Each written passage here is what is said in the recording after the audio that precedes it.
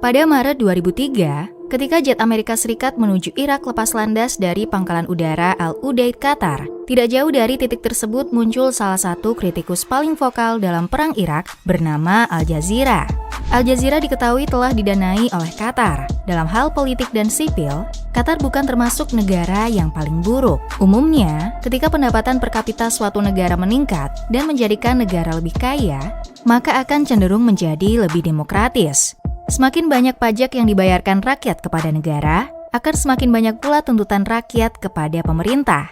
Namun, hal tersebut tidak berlaku bagi Qatar dan sebagian negara tetangganya. Dalam pencatatan pajak, pendapatan Qatar berasal dari minyak dan gas alam. Pada tahun 2013, PDB per kapita Qatar mencapai 85.000 US dollar. Di balik angka tersebut, terdapat fakta bahwa hanya sekitar 300.000 dari 2,8 juta penduduk di Qatar yang merupakan warga negara.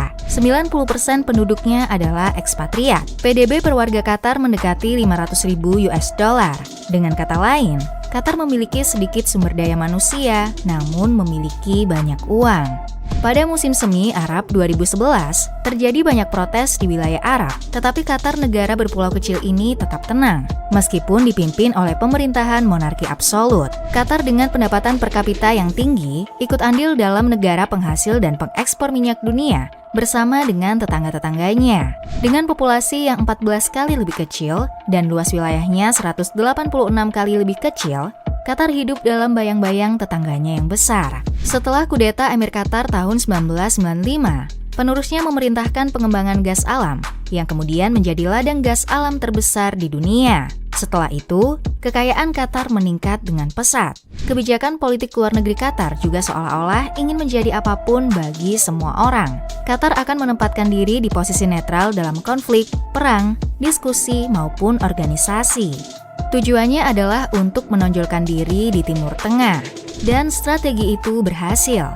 Sejak 2013, Qatar telah menjadi tuan rumah bagi sekitar 100 pejabat Taliban. Istri Saddam Hussein, seniman India yang kontroversial, dan mantan presiden Shehnya pernah diamankan di Doha. Pada tahun 1996, Qatar menjadi negara pertama di kawasan Timur Tengah yang menjalin hubungan perdagangan dengan Israel. Pada tahun yang sama, BBC mendirikan saluran berita di Arab Saudi. Namun setelah menayangkan film dokumenter tentang keluarga kerajaan, Arab Saudi mencabut dananya.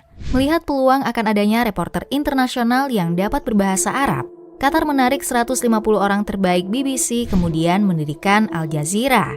Di dunia Arab saat itu, hanya memiliki akses pada dua kategori berita.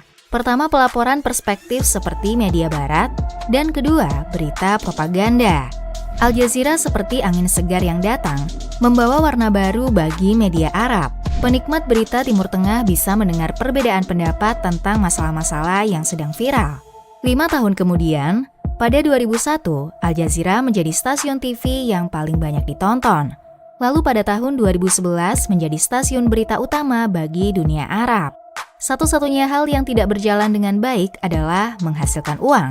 Awalnya, Al Jazeera diberikan dana pinjaman sebesar 137 juta dolar dengan tempo pembayaran 5 tahun. Tetapi karena penyampaian berita tanpa sensor, Al Jazeera banyak diboikot oleh Arab Saudi, Kuwait, dan Bahrain, menjadikan penghasilan Al Jazeera turun dan tidak memperoleh keuntungan. Berada di wilayah dengan kebebasan pers yang terbatas dan investor loyal, membuat Al Jazeera tetap berada dalam kondisi yang optimal bagi media yang masih berkembang. Selain itu, Al Jazeera meluncurkan divisi bahasa Inggris dan bahasa Arab yang terpisah, dengan memberi kebebasan kendali sepenuhnya bagi divisi bahasa Inggris. Sementara divisi bahasa Arab mendapatkan kritik karena pelaporannya bias. Versi bahasa Inggris memiliki independensi editorial yang tidak terbatas. Ketika media Amerika Serikat menunjukkan rekaman perang di Afghanistan dan Irak sangat bersih, Al Jazeera menampilkan pertumpahan darah di Afghanistan yang membuat geram pihak Amerika Serikat dan menayangkan rekaman Bin Laden. Situasi ini terus berlanjut, bahkan setelah Menteri Luar Negeri Amerika Serikat meminta untuk mengurangi liputan.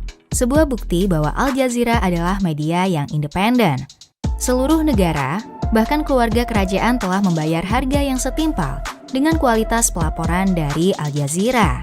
Mulai tahun 2017, pemerintah Arab Saudi, Uni Emirat Arab, Bahrain, dan Mesir melakukan blokade kepada Al Jazeera selama 43 bulan, menuntut agar Al Jazeera segera ditutup.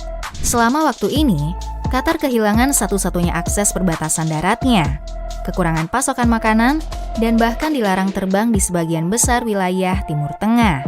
Al Jazeera yang didanai pemerintah tetap kebal meski diterpa tekanan pasar, dan tetap fokus pada berita yang kurang lengkap disebarkan dan menghindari sensasionalisme. Alih-alih mengejar rating dengan gosip selebriti, Al Jazeera menerbitkan artikel tentang krisis kemanusiaan di negara-negara kecil dan melacak pemilihan di sudut dunia yang jarang bahkan tidak pernah terekspos. Pada saat penonton berkurang dan sebagian besar media mengurangi teknologi mereka, Qatar memberikan Al Jazeera peralatan yang lebih lengkap, penambahan personel, dan bahkan stasiun lapangan untuk liputan yang memadai. Al Jazeera telah menyebarkan bironya di 50 negara, melebihi CNN. Qatar yang memang ingin diterima oleh semua pihak di dunia, membuat Al Jazeera mendapatkan akses yang tidak tertandingi. Meskipun menyiarkan pro-Palestina di tepi barat, namun dapat terhindar dari sensor Israel. Namun, kesediaannya untuk menunjukkan semua sisi berita secara konsisten membuatnya bermasalah. Kantor Al Jazeera di Gaza dihancurkan oleh roket Israel, dan beberapa reporter dilaporkan tertangkap di seluruh bagian dunia. Saat ini, Al Jazeera adalah pesaing jaringan berita paling handal dan berkualitas tinggi di berbagai topik dan di berbagai negara, kecuali untuk Qatar. 20 tahun lalu, ketidakjelasan Qatar di panggung dunia adalah aset yang dimiliki Al Jazeera. Qatar dapat mengklaim bahwa ia tidak memiliki insentif laporan yang bias. Berkat Al Jazeera, Qatar bisa keluar dari bayang-bayang negara tetangga dan mengambil peran penting di dunia.